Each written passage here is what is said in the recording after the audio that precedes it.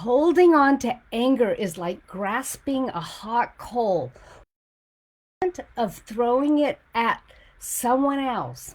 You are the one that gets burned.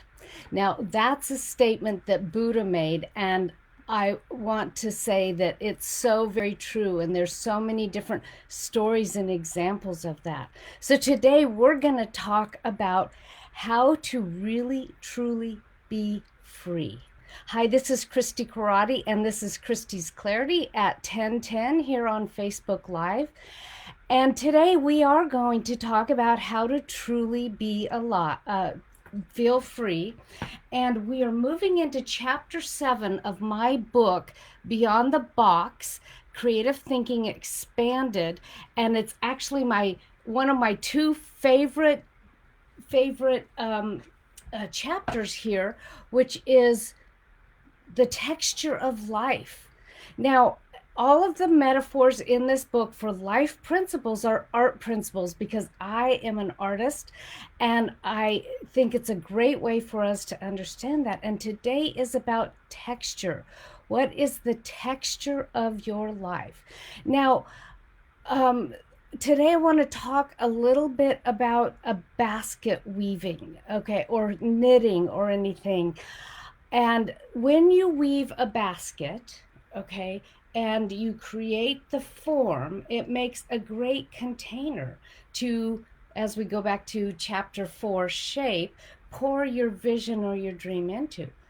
But when you make a mistake, when you do a flaw in it, if you keep going, then you have to unravel everything until you go back to fix that problem or that mistake. Now, you say, well, why don't I leave it in there? Well, as a metaphor, I want you to think about all of those things that run us in our subconscious that we don't even know run us. You know, things that happen to us as a child, things that we learned in school that maybe were not the best support of us. And we can go along with life, but guess what? They run us. And if you think of the structure of the basket, it actually compromises the form. It compromises the aesthetic as well as possibly the structure to be able to hold and put your dream in. And what's really great in looking at that metaphor is that we can see how things from our past, even though we don't necessarily remember what they are, influences our lives and helps us make actions in the world or take actions in the world that are based on beliefs that we no longer need to hold.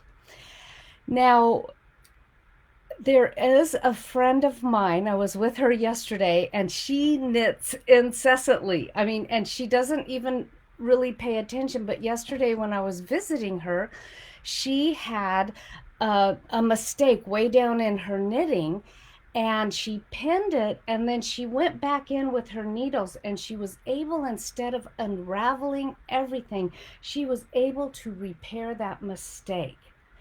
Now, I'm using the concept of blame to represent when we make a wound or a mistake. And blame is when you are blaming something or yourself for a mistake that you've made without forgiveness. Okay, now a lot of what happens to us in our subconscious is that we have woven in, especially to that bottom structure, all of these things. Well-meaning parents, well-meaning teachers, people really having our back, but it wasn't always skilled. They weren't always skilled.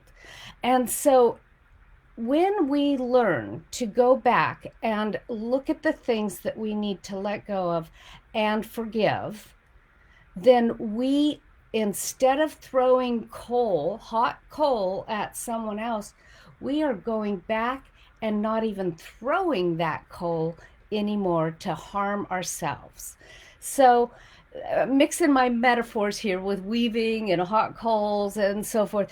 But what I want you to know is that in the beginning of learning this work, this study, this practice of forgiveness and letting go of blame, you practice through experiences that you remember. I had some experiences when I was in high school. Yeah, is that still running me? Well, when I'm not conscious or haven't healed that or haven't replaced the thoughts of it.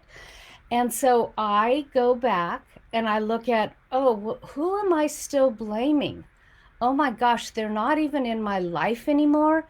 And I'm holding this hot coal trying to find them to throw it at them. No, I just bless them and I bless me.